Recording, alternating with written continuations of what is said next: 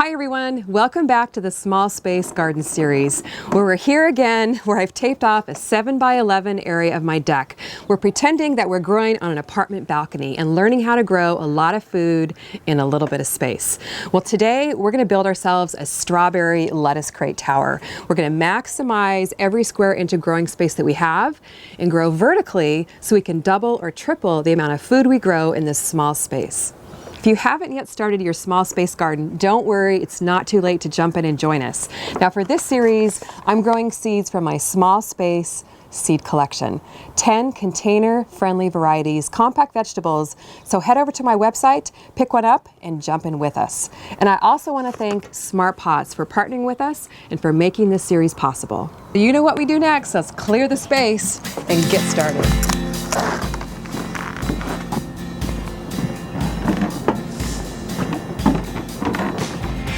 Well, this is going to be a lot of fun. I love the crate towers. Basically what it is 3 crates stacked on top of each other. And we're going to put this Smart Pots crate liner inside to hold the soil, fill it with plants, fill it with drip irrigation. It's going to grow, look beautiful, and you're going to be able to grow a ton of food in it. We're going to start with 3 of these plastic storage crates, which you can pick up at Target, Walmart. I picked one up on Amazon and I made it simple for you by popping the link in the video description. And these are going to get stacked up and we're going to grow food through the holes. So it's going to look really pretty. We're going to line it with these crate liners from Smart Pots, which just pop right in here. It's very quick and simple to do this. Pops right in. These are, it's an aerated fabric, so everything will drain right through, all the water will drain right through. And we're just gonna get my sharp fabric scissors here and cut holes so we can feed through the plants. Just gonna snip a little hole here. And then I'm just cutting like a little X, small little hole here in my crate liners. So all the soil doesn't fall out, but so that I can stick the plants through. So it looks really pretty. The plants kind of spill over and fill in the space. So I'm just cutting a hole in the crate liner, every other hole in the crate, and that way the plants have room to grow. So I've got holes cut in my crate liners for all 3 of my crates. Now, don't be afraid to experiment. It's not an exact science. You don't have to get the holes perfect. But what we're going to do now is fill it with soil and plant as we go. So I have here my container of soil. You know I like to pre-moisten the soil. So this is good dirt soil. It's nice and light and fluffy. So we're going to fill the bottom of one of the crates. I'm going to fill it about well, not even quite a third of the way full. Just get some soil on the bottom of your crate. Maybe up to the first set of holes here. Here's the first set of holes.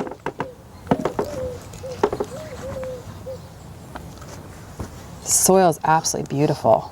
And I'm going to grab my plants. We're going to get some plants in. Before I get my plants in, I'm going to add a couple handfuls of Vermicera worm castings. I love how the worm castings makes my plants lush and beautiful. Really helps with root development. And it has a natural growth hormone too, so it helps them get off to a really good start. So I'm getting excited about this. Actually need to add just a little bit more soil. And this is going to be my bottom crate. In fact, you don't even really need to poke holes in the bottom. I'm going to start with the second level because these are going to hang down and I don't want them dragging on the ground. So in the first or the second set of holes here, I'm going to plant a couple of strawberries. Oh my goodness, I love growing fresh strawberries. These are absolutely beautiful. Now these I actually picked up at the garden center. This is a Sequoia variety of strawberry, which is a June-bearing strawberry, which means it's going to bear you a nice crop of strawberries in the springtime. So these we're going to just stick right through the hole. In fact, we might need to cut our hole just a little bit bigger because I ended up buying a little bit larger of plants than I had planned on. So we're going to make this hole a little bit bigger. So don't be afraid to make adjustments along the way. That's what gardening is all about, is just experimenting and making it work for you. So I'm just going to feed it through the hole here. And don't be afraid to squeeze your plant and just shove it right back in here. These strawberries are very resilient. You can see I'm just feeding it back through. My other hand's there to grab it. And I'm just setting it down in the soil here. So we'll get another strawberry going. Wow, I'm getting excited about this. So now I'm just going to spin the crate around and do the same thing on the other side. So now that I've got the first level planted, I'm going to add more soil and more worm castings to bring it up to the next place we're going to put the plants. Now in the next level on my crate, I'm going to plant some lettuce. So we're going to have everything we need for a beautiful strawberry lettuce salad. Now these seeds I started inside just about 2 weeks ago. This is a beautiful red romaine lettuce. It's a variety I have in my small space seed collection. Isn't that gorgeous? I can't wait to see it growing here in the tower. So we're going to fill this in right here where I've cut the other holes. So I'm just going to peel the netting off the pellet. See, the lettuce grows beautifully in the small 1-inch pellets. So get yourself some started inside if you haven't yet. And then in about 2 weeks, you'll be able to get them planted outdoors. Now the red romaine is a heat tolerant variety. So that's one reason why I'm planting that in here, because it's getting warm here in California, and that'll help my lettuce tower keep on growing through the heat. Now the end of the crate has a little larger of a hole, so it's a perfect spot for another strawberry. And the nice thing about growing strawberries and lettuce together in these crates is that strawberries are a perennial. They will continue to grow in these crates for several seasons, giving you beautiful red strawberries. And lettuce is a cool weather loving plant, so it'll do perfectly in the spring, grow some for you in the summer. And then as your lettuce crop is finished, you can replace it with some other more heat tolerant vegetables like kale, chard, or even some herbs. This would be an absolutely gorgeous spot to plant herbs as well. So we're just going to top this off with soil and with our drip irrigation. As I always like to say, the key to a productive garden is consistent watering. And for me, drip irrigation is the way to go. Saves me time, saves me money, and helps keep my garden very productive. So we're actually going to install this 1/4-inch drip emitter hose on the top of every one of our crates here so it gets the water that it needs.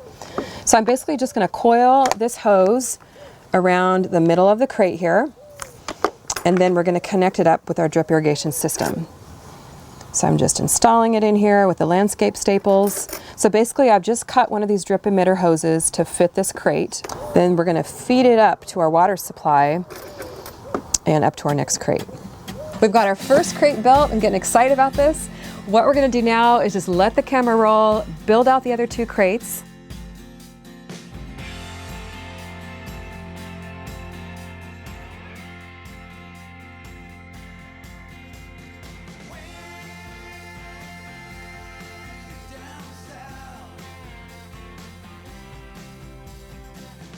So I've got all 3 towers built out with plants, and it is looking good. I was able to fit 24 strawberry plants and close to 50 lettuce plants. So we are going to grow a ton of food in here. And let me just show you what I did. I put the drip irrigation on top of each of the towers, and this is going to be the top tower. I planted 4 strawberry plants in the top, and my drip irrigation is in here, but I did just cover the top with some extra soil. Look at these strawberries. I mean, it's fun to buy plants from the garden center that are already producing. So these will be ripe in just a couple of weeks, but this lettuce here will be ready to pick in just a week or two also. Now what I'm going to do is just stack up the towers. Going to grab my my drip tray here, and remember this is just an old wreath storage container that I got on clearance to use for a drip tray. And I'll take my bottom tower, which I believe was this one here, set that down in here, and as I go I'm going to be hooking up my drip irrigation. The second tower on top, set it down in there, and I'm going to feed my drip irrigation tube from the bottom tower up through the bottom here, and I'm going to connect one of these black supply lines that doesn't have drip emitters. Use one of these little barbed connectors. Now I like to use my little lighter here to soften up the tube. Makes the little connectors a whole lot easier to slide right in.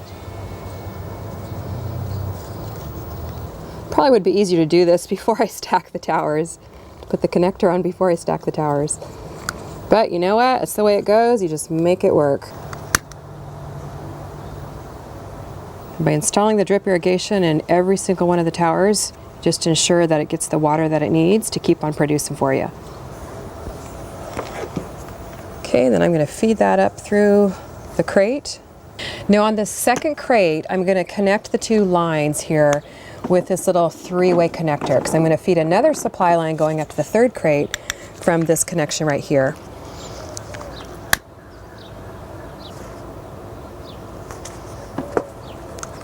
So the black one is my supply line, the brown one is the line that has my drip emitters in it.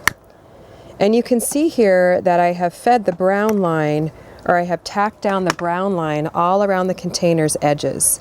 That way the plants around the edges get the water they need.